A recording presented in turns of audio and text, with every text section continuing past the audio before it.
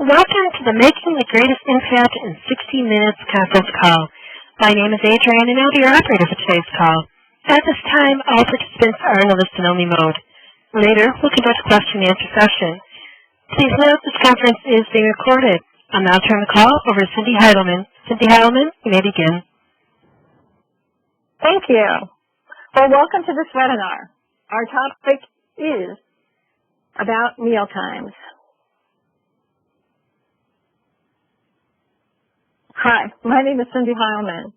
My company is Higher Standards, and we're honored to present this webinar today, hosted by Health Insight QIO. I have a passion for hospitality and a unique approach to it. I've spent a combined 30 years in the restaurant industry and the healthcare marketplace, and I have seen the best and the worst, and I have blended those experiences into a training tool that I call Kind Dining and written a book, Hospitality to Boomers, to help senior living operators take quality service to that highest level. And so for the next 60 minutes, I'll talk about relationships around the table, share the life-changing story that set me on my culture change path, and introduce you to the 6 truths that just might change yours. So let's explore this a little more. When you look at this painting, what do you see? When I ask these questions in groups, I often hear celebration, family, smiling faces, happiness, warmth, love. I had one teenager who said to me in a class, "That's one strong grandma." I'm not showing you this because I think this is about the ideal family gathering, because mine looks nothing like this. We all come from different places and different backgrounds.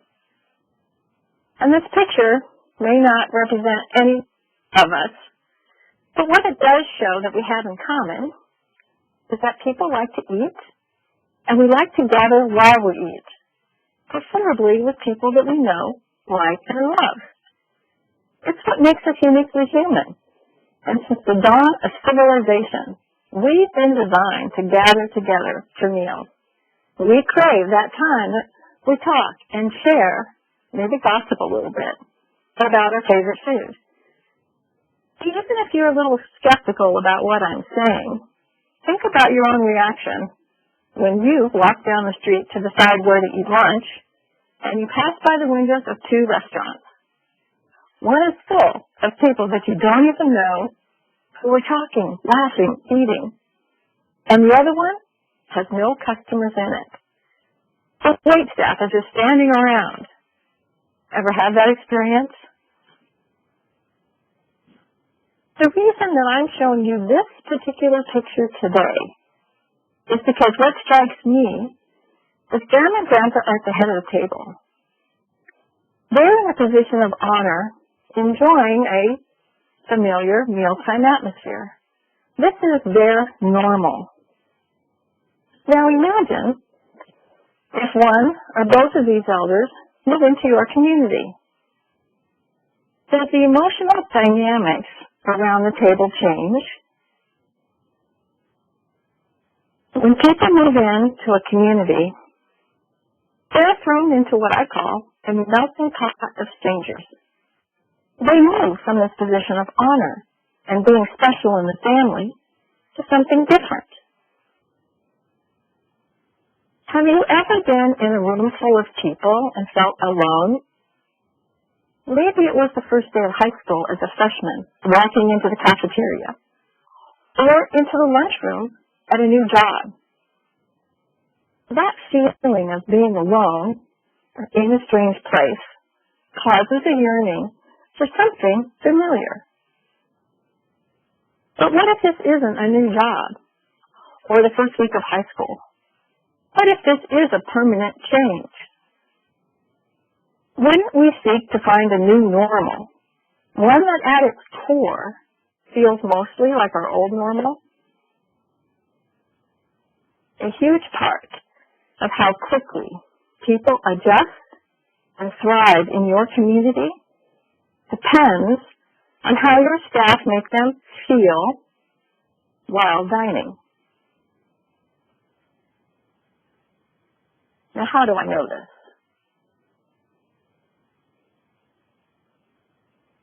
The 6 truths I'm about to present today, that mealtimes are the most important 60 minutes of your business day, have their origin in a life-altering experience that happened very early in my career.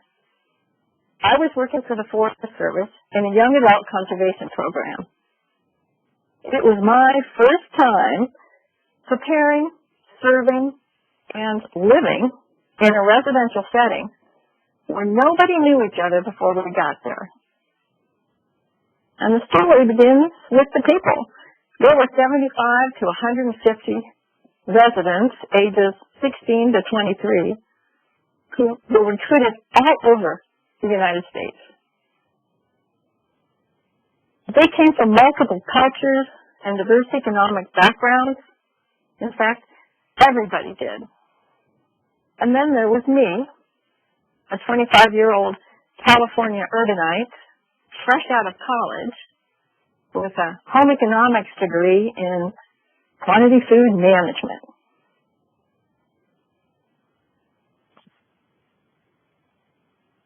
We finally called our camp False Island. We had no phones, no electricity, and the nearest store was Sitka, 45 minutes by float plane or 5 hours by barge. I would radio in my food order, and it was delivered once a week, weather permitting. And like many of you, I was given a strict budget. I planned a 4-week cycle menu with specific nutrition parameters, and I had one untrained assistant. We seemed to start out pretty well, until about the 3rd week into this 2-year assignment, when I began getting requests to change the menu. We had meat eaters, vegans, vegetarians, and those die-hard environmentalists who wouldn't eat tuna because back then we killed porpoises to catch it. They were certainly a diverse and outspoken group who all brought their own dining dynamics and requests for foods that were both expensive and unfamiliar. What the heck is a Dutch baby? Real butter on the table? Granola with cashews? No way, they were too expensive. Truly, I didn't take these requests seriously. I wasn't going to jeopardize my job to go over budget. And it wasn't like I could call for an overnight delivery if I was to make a menu change. I liked what was on the menu. It looked good. It tasted fine. As the trained professional, I knew what was best for them. One more week in, and I was locking and bolting the kitchen and pantry doors to keep people from stealing food. I didn't get it at the time, but that was their way of telling me how unhappy they were. And as I ran out of critical ingredients like juice, lunch meat, fresh fruit, and cookies, I got angry. No one would fess up for stealing. And my boss in Sitka said this was my problem to solve. So I decided that I would restrict dining times and when they could come into the kitchen, and I got a larger second lock for the kitchen door. The tension that developed between them and me became so thick you could cut it with a knife. Nobody would fess up to stealing, and everybody became suspect in my mind. However, when it came time to place the next order, my boss's words rang in my ear, and I thought, fine, I'll order whole wheat bread if I could get it. 50-cent Wonder White and 50 pounds of whole wheat flour. Really? That night, we had a full-blown raid on the pantry.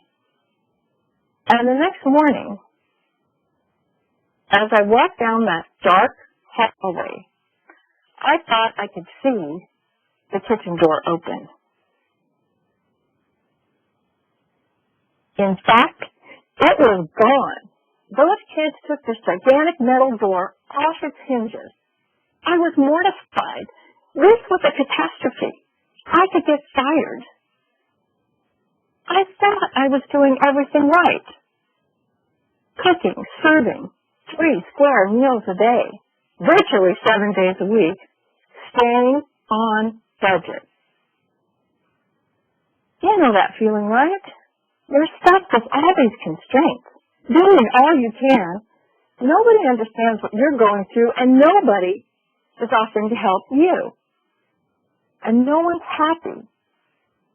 In fact, everyone seems mad at you, your boss, the residents, the nurses.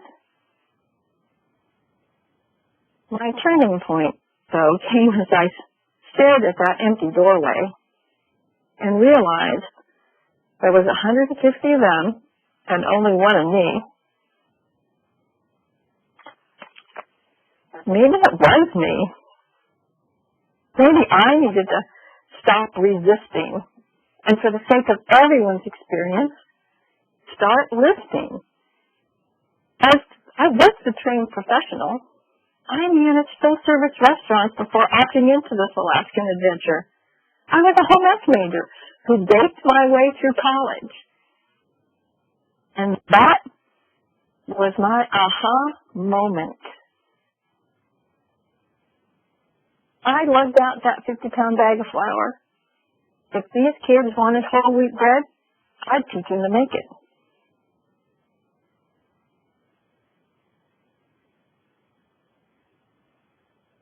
If they wanted granola for breakfast, well, we would make that from scratch, along with our cakes and cookies and pies. I called my first community meeting, and I invited 2 people each day to rotate into the kitchen and work with me.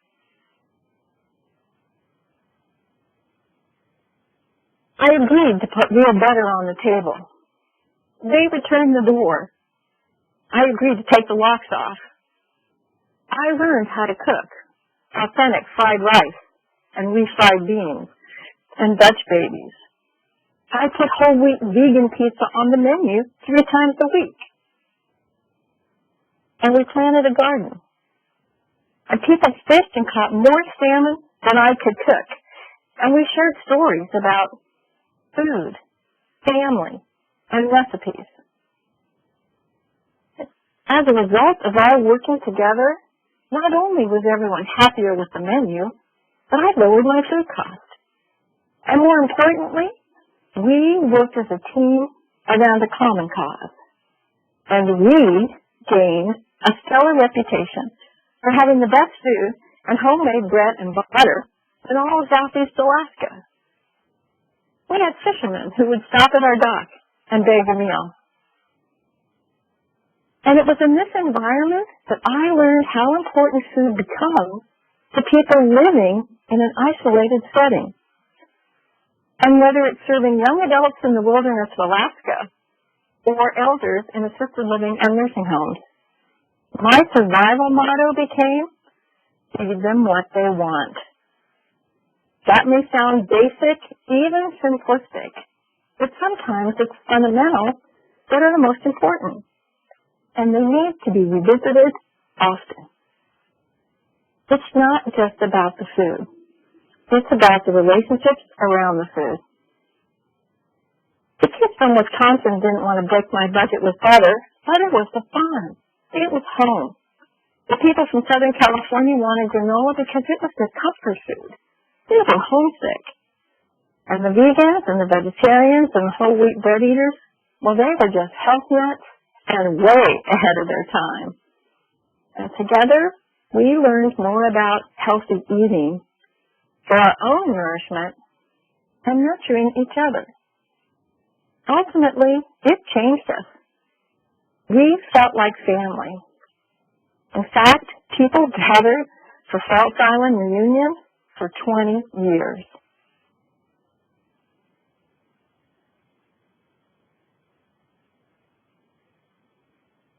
on to 1987, when I found myself running, in a move to Oregon, the food service operation in a nursing home.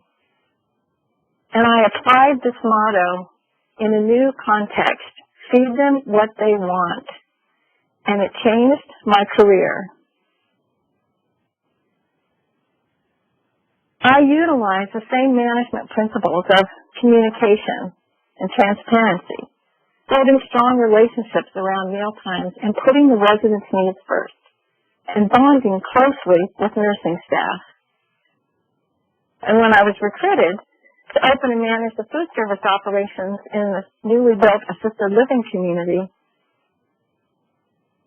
I applied the same lessons.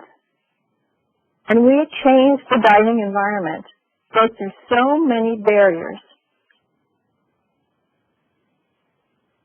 preserving what was important to our residents.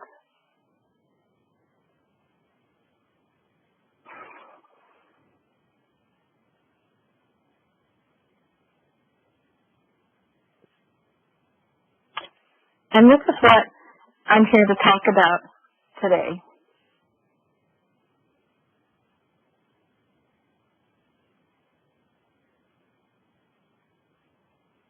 And after 20 years of working in this field and applying these lessons, I decided I wanted to bring these to a larger audience. And so I started speaking on the importance of changing the dining culture in 1998, and later conducted original research around resident and staff priorities during the dining experience.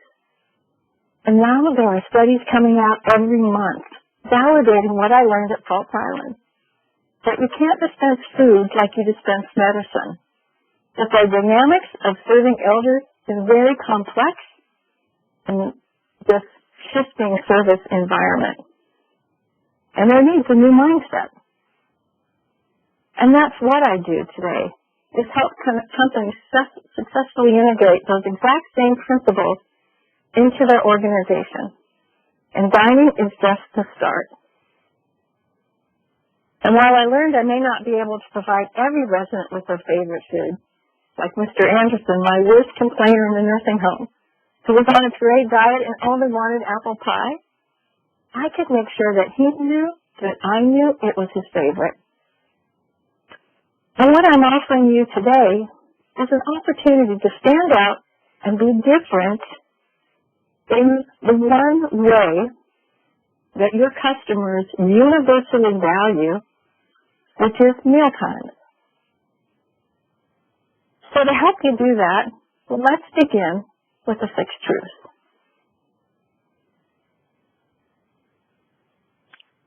Mealtimes market your community. Mealtimes are marketing your community. But is it positive or negative advertising? And I'm not talking about the marketing department showcase lunches or dinners with potential clients. I'm talking about the marketing that happens every time one of your staff interacts with a resident while serving a meal. In each venue, every meal, every day. Is it a positive experience in all dining areas? Or a trial for residents and servers alike? Your servers present more visible opportunity than most employees to have a positive or negative impact on your clients, potential clients, families, and guests. Read this quote with me. It's around the table that friends understand best the warmth of being together. And I love this quote because it reminds us how important those positive experiences are. And it's true for all people. And it's the reason starting culture change in the dining room is the fastest way to build relationships that unify your community and strengthens your bottom line. So where does your community reside on the culture change spectrum towards person-centered dining?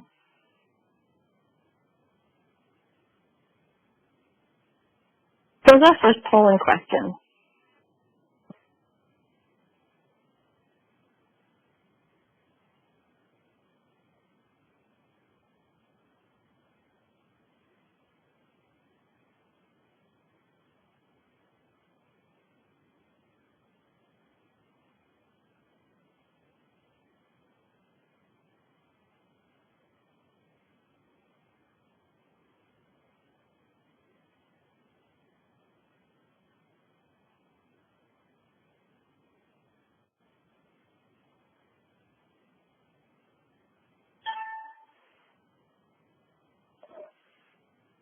A is not familiar with culture change. B is have not initiated culture change. Or C is have initiated culture change.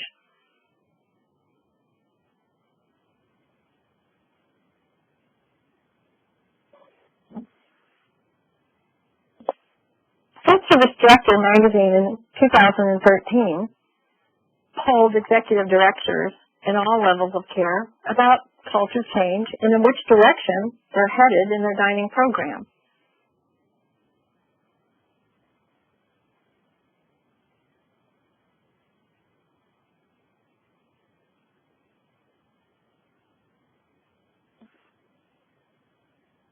"21% hadn't even heard of culture change, and 28% had heard about it but hadn't implemented anything." So let's see how your experience compares.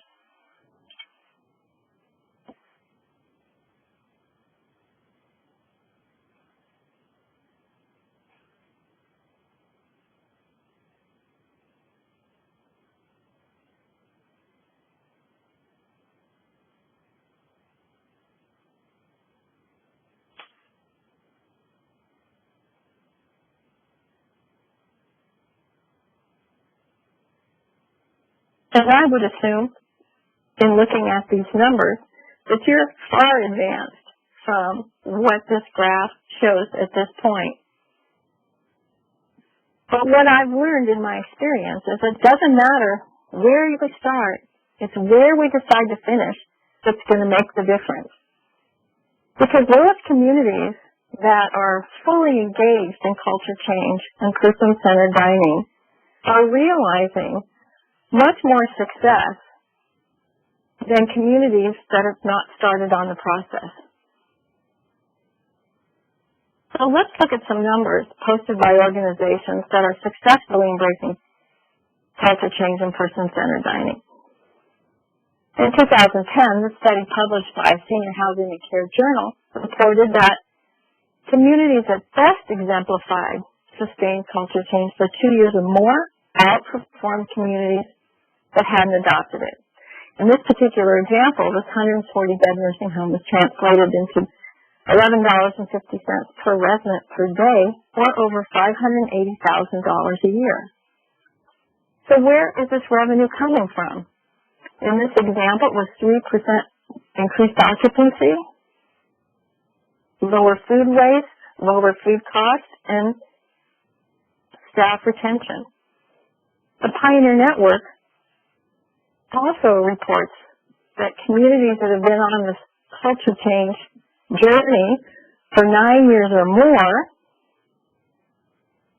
have significantly higher occupancy rates than the national average. And those early adopters are benefiting from increased revenue from higher occupancy, a stronger market position. They sold more private pay apartments. Their staff stay longer, and the residents are showing better clinical outcomes.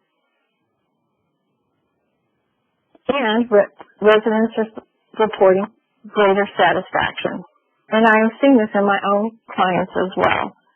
The faster they align their business and marketing strategies to see dining as central to their organization, the faster they're seeing these same results. Because study after study shows mealtimes are so important to residents. The more they enjoy eating in your community, the more they enjoy living there. And the more satisfied they are with your organization overall. This study had shown that 55,000 residents were surveyed at all levels of housing options, and they showed that satisfaction scores rose as much as 26%. And conversely, the less they enjoyed eating in the community, the less satisfied they were overall. So how do we raise satisfaction levels at mealtimes? By delivering the service they value and exceeding those expectations.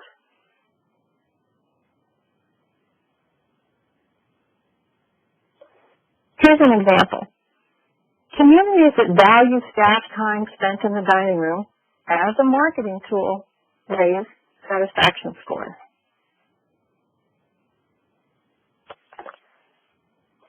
Villa Crest was a life care community that started out as an institutional model of meal service.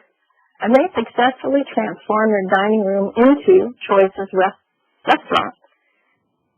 They started out with a listening process to determine their changed priorities, and they made menu adjustments to preferences and learned that they only needed to make minor changes to the dining environment and add one piece of equipment to the kitchen, which was a deep fat fryer, because residents wanted real French fries. So they decided to focus more of their resources on relationship building and institute person-centered training, and that's when I became involved. They expanded their serving hours, and to accommodate that, they implemented all-hands dining. And through this process, they created tighter bonds between residents and staff, and between staff across all departments, including their marketing teams and culinary teams. And by the second year, they had raised guest revenue by 80%. They increased the resident and staff satisfaction scores. So while the staff served 1,700 more meals, they were happier doing it. And by supporting more socialization in the dining room, they achieved better clinical outcomes. They also were awarded the National Optima Award in 2011 by Long-Term Living magazine for their innovative staff teamwork while increasing resident satisfaction. So you have to ask yourself, where do you want to be 12 months from now? Let's explore even deeper why dining is such an effective place to begin culture change. Because residents can spend up to 60% of their day focused on mealtimes. They're either anticipating a meal, preparing for a meal, going to a meal, sitting down, eating, visiting with friends. They return back to their room and they think, I wonder what's for dinner. Imagine what life is like for many residents. It can be a solitary existence, especially if they've lost a spouse, they live alone, they just moved in, or they don't have family nearby. And what I've learned through research and observation, one of the most important reasons residents come down to eat is to see who else is coming down. And if Mama had a doctor's appointment at noon, at 9 in the morning, by noon, everybody wants to know how she's doing. Another important reason residents come down to eat is to see your staff.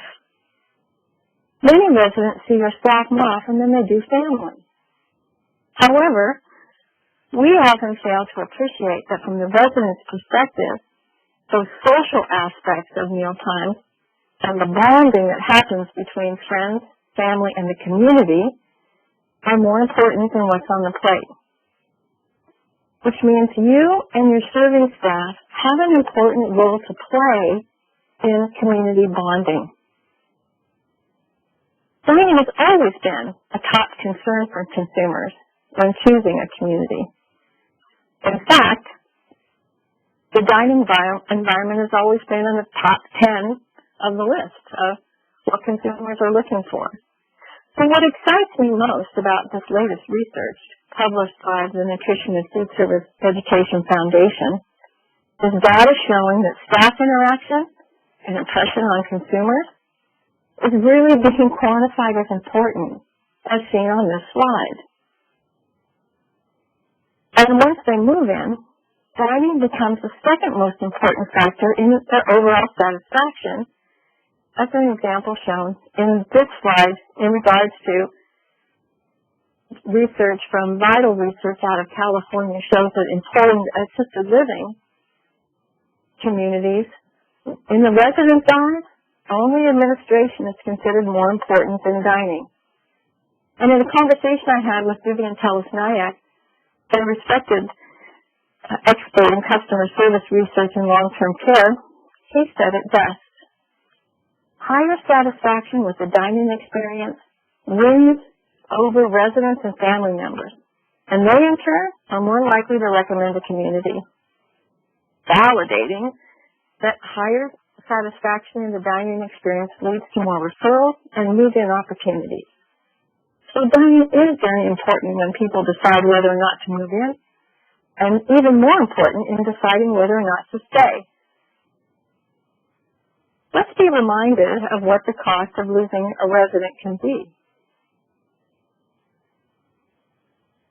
Ever had a resident or two leave because they were frustrated with poor service, or that a new community moved down the street?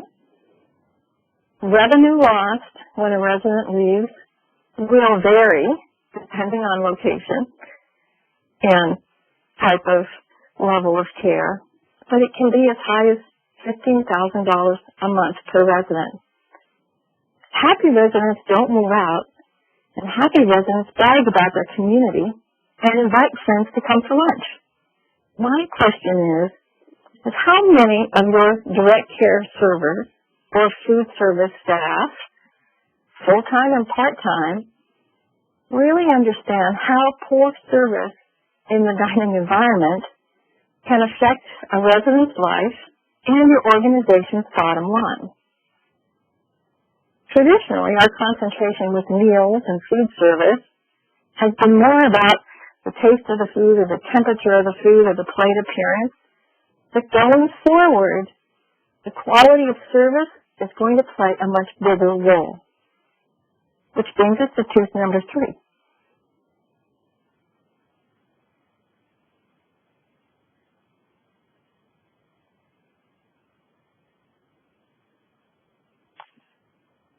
There is the service gap.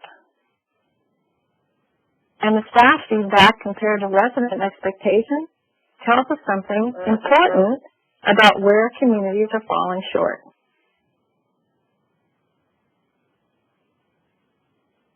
When describing their service priorities, residents shared 3 things as important. And you might want to grab a pen. Their servers' courtesy and attitude was number 1.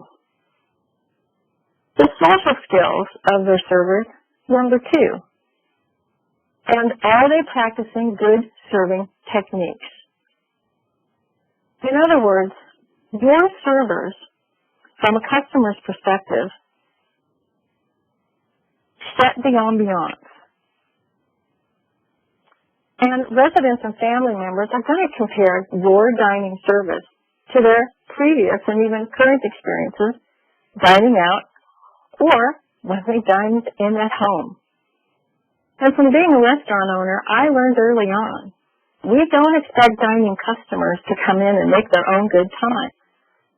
I've never forgotten this quote from William Martin. Quality service is about delivering hospitality.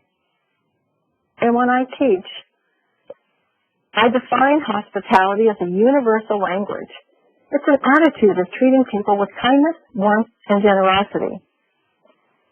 And uniquely to the senior marketplace, it's about remembering that we're working in a resident's home. So let me repeat those 3 key resident expectations.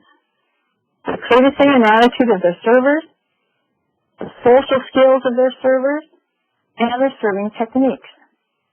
So how do staff service expectations compare to residents?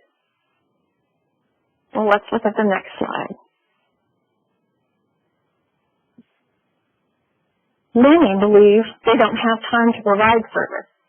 They often say that when they're under pressure, they will sacrifice polite, courteous behavior. Do you ever see this happen? In fact, many don't realize residents anticipate being served. And in sharing an illustration, while working in a nursing home that was cited for several dining service mistakes, the charge nurse, who actually had admitted that she enjoyed being a waitress in college, related that in this environment of a nursing home, it didn't even register with her that it might be her responsibility to correct a CNA who failed to check back with a resident about why they weren't eating. And in another example, I was told during some focus group discussions with CNAs that they would tell their residents that they were out of ketchup on hamburger and french fry day if the kitchen staff's about to put ketchup on the cart. They didn't have a backup plan for this, and there was no time to get it. And hearing this, I was truly flabbergasted because they took no ownership of the quality of the product that they were serving. How often have you heard the phrase, "I wasn't hired to be a waitress"? And in assisted living and independent living communities, they aren't immune to bad service behavior. Even teenagers can do a better job of relating to elders they serve and respecting the company that hired them. So closing this service gap is the most critical thing leadership can do to stay competitive and meet the new service standards, which brings me to truth number 4. Consumers, the industry initiatives, and of course now CMS with their new regulations for food and nutrition services are all demanding higher quality service. Boomers expect more, and we all recognize that the demographics of who our customers are is changing dramatically. And we are beginning to serve the healthiest, wealthiest, highest educated folks who've eaten out in more restaurants than their parents. They value service standards and are willing to pay more for them. They've been marketed to relentlessly since their youth, and the media has taught them to expect the best, and if they don't get it, to keep looking until they do. They want to feel special, that they're living at home and not in a home, and they have a keen sense of entitlement about it.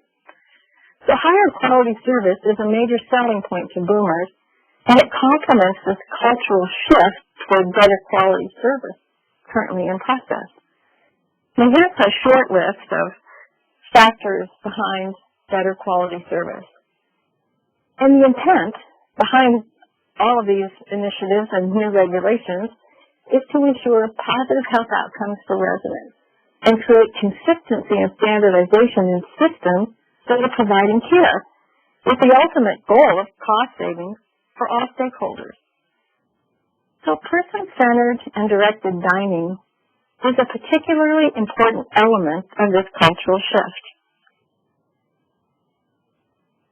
The new dining practice standards for nursing homes are a particularly call to listen better to residents, offer more choice, use real food first, even those from your own garden. There is a call to reduce use of therapeutic diets and supplements, and of course, hot off the press is CMS new changes to food and nutrition regulations.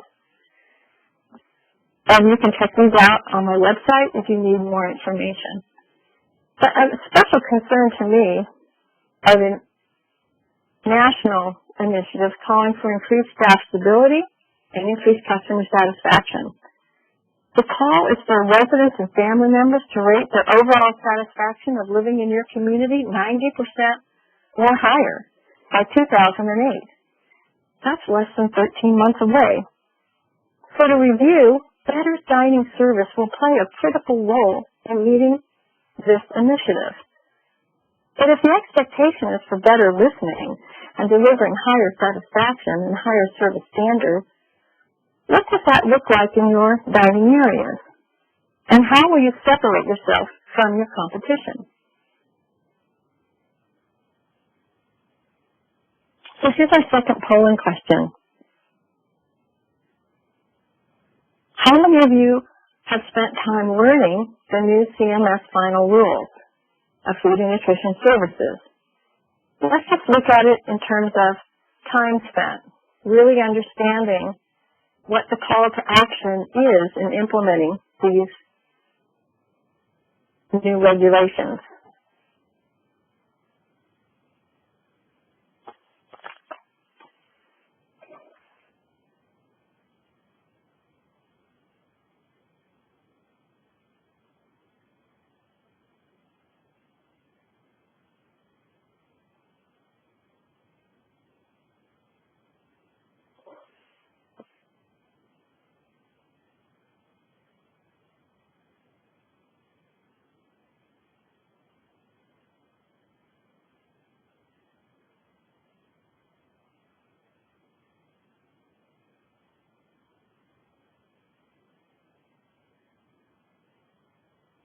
And we'll talk about the answers in just a second.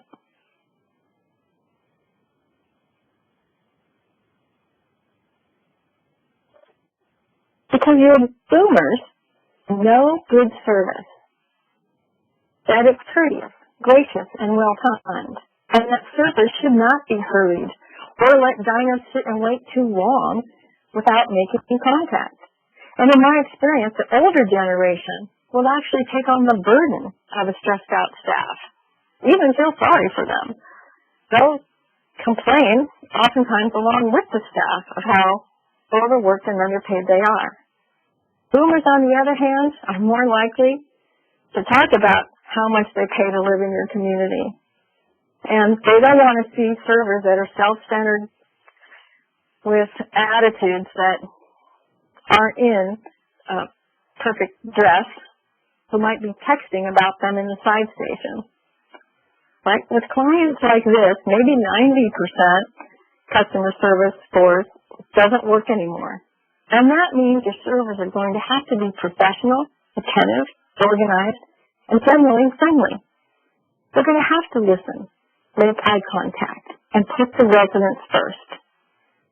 And don't let this picture of this young man fool you. Even if your customers are dining in skilled nursing homes and a rehab unit or a household model, to stay competitive, higher service standards must be applied. But right now, you're most dependent on your lowest paid, least trained staff to satisfy this more complex expectations and this important relationship. I receive a lot of feedback from family members talking about communities that remodel the lobby or make over the dining area with upgrades and decor or adding bistros and offering nightly happy hours, but nothing changes with how their relatives are being treated. And while remodeling projects might be good for initial first impressions, they don't address the more pressing needs of warm, friendly service and community bonding. That has to come from your servers.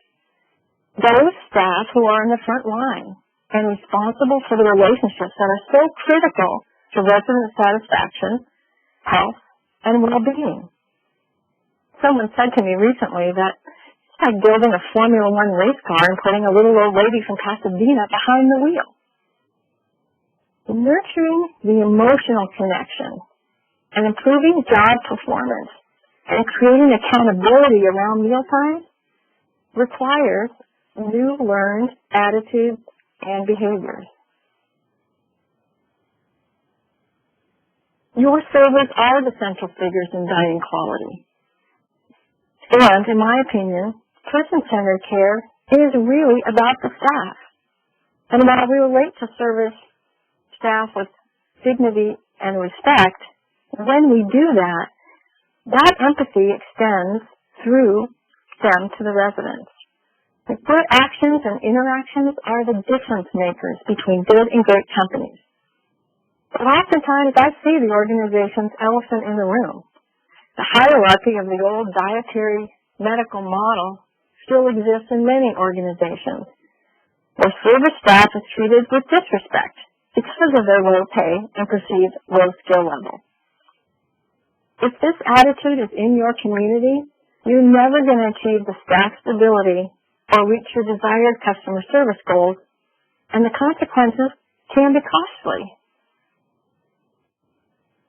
Bad word-of-mouth advertising. Just like in the restaurant industry, dissatisfied healthcare customers tell an average of 15 other people. And oftentimes, they won't complain directly. They will just leave. And 33% don't pursue a complaint even though the issue is serious enough for them to remember a year later. So this suggests many dissatisfied residents may simply move out without ever discussing their concerns or giving you the opportunity to address them. Or they may be silently harboring a complaint, building a laundry list of complaints that finally cause them to lose all trust in your company. However, there is a bright note. The research does show that with an intentional focus on raising dining standards, you can absolutely turn things around.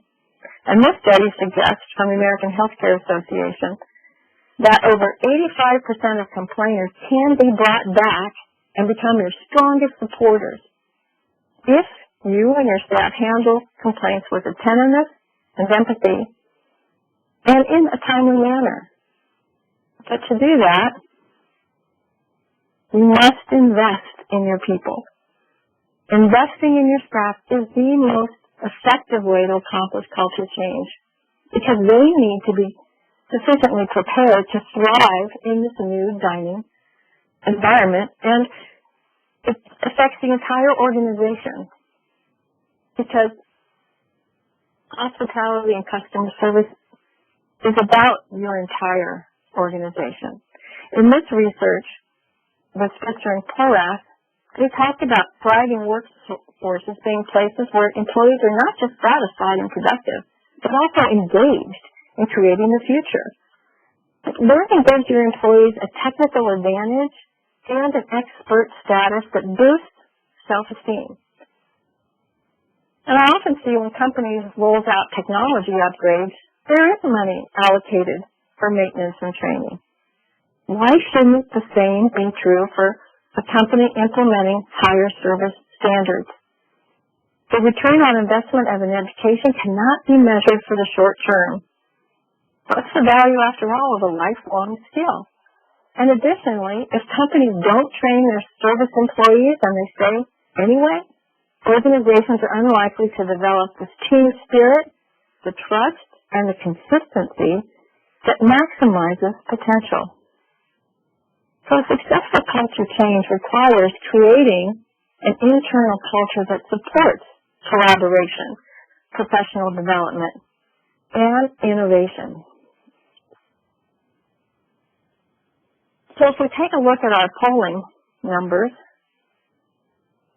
we can see that the majority of our participants have spent 1 to 2 hours really looking at the new regulations and how they can be implemented. But how long do you think your staff are going to need time-wise to learn how to implement these new requirements? Because ultimately, it's their behavior and developing new skill sets that is going to make a difference and take this new knowledge and turn it into action, which will benefit your residents and your entire organization.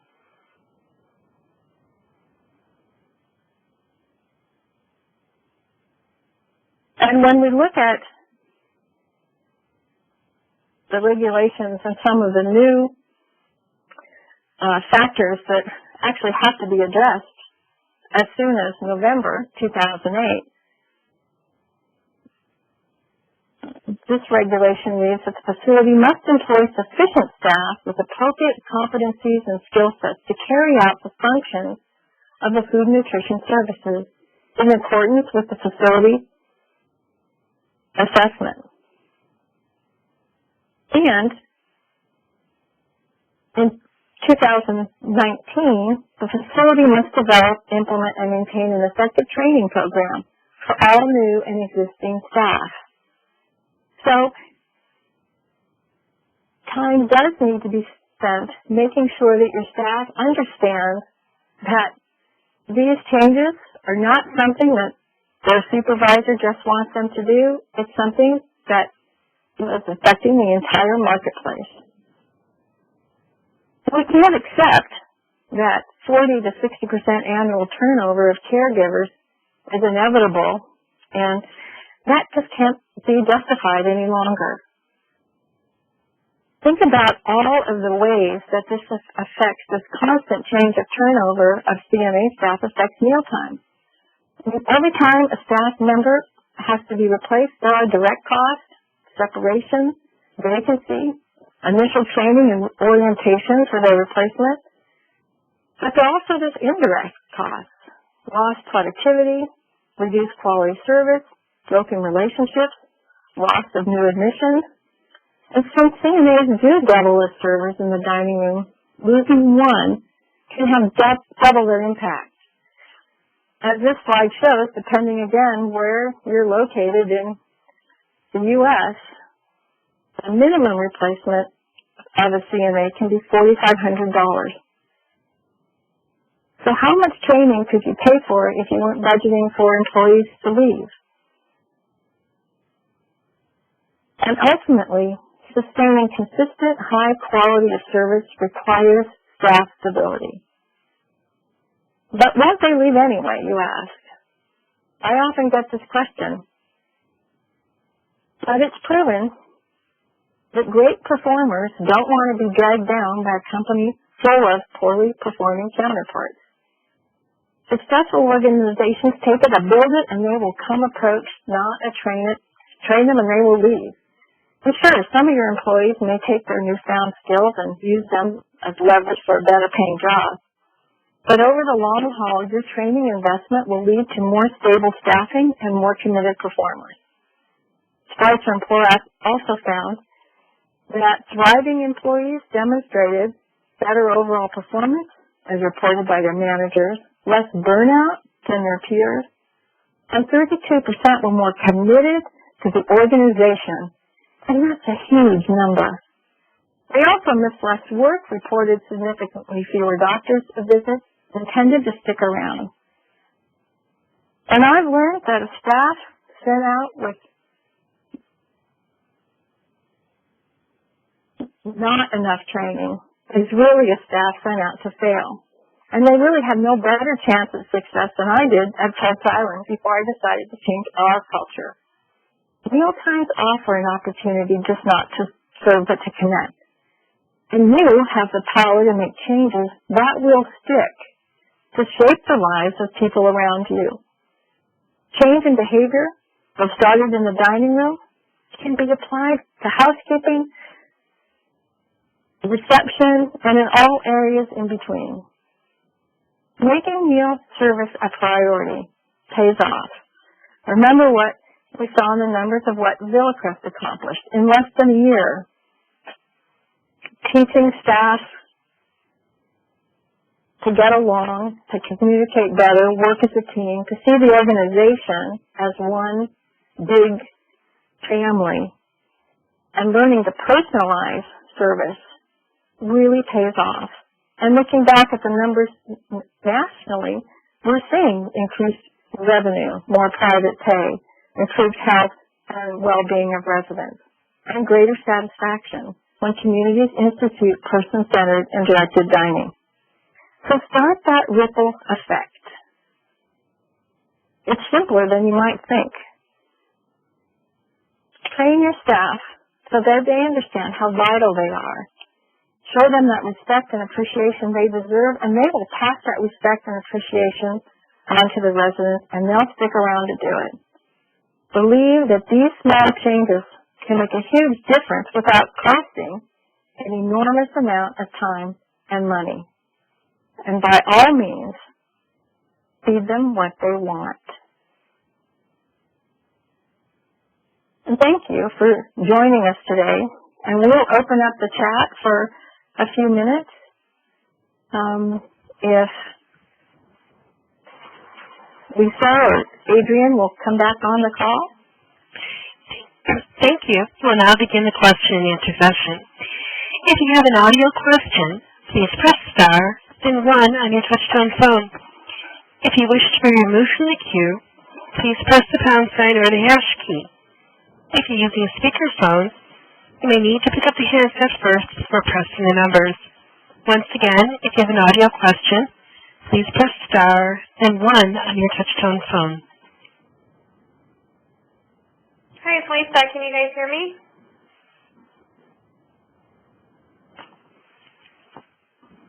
Yes, we can hear you. I can hear you too. Hello? We can hear you. Oh, sorry. I didn't know. Okay, so there is something in chat for clarification as far as the year. There was a part, Cindy, where you mentioned CMS regulations coming out. Did you say 2008, or did you mean 2018, or was it another year? Well, actually, there are some that already are underway that started this year in November. And the second phase that I was talking about actually starts in November of 2017. Okay. And somebody else replied, Shay said, what is the staff ratio to residents?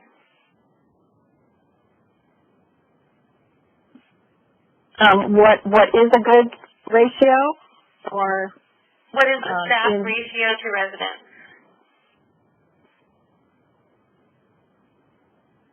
Well, it really depends on which level of care that you're talking about.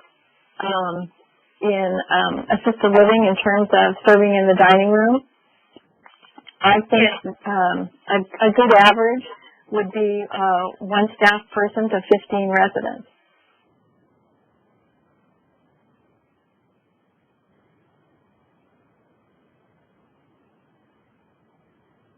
Okay. That's all there is for the chat. And as a reminder, if you have an audio question, please press star and 1 on your touch-tone phone. Standing by for audio questions.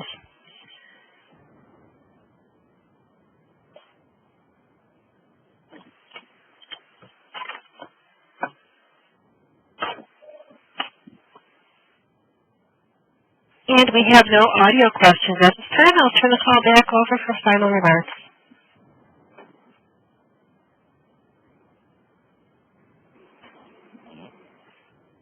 Thank you so much for joining us. If you would like more information, please check out my website or email me directly. And thank you so much, Lisa, for this opportunity. Thank you. Thank you, ladies and gentlemen. This concludes today's conference. Thank you for participating.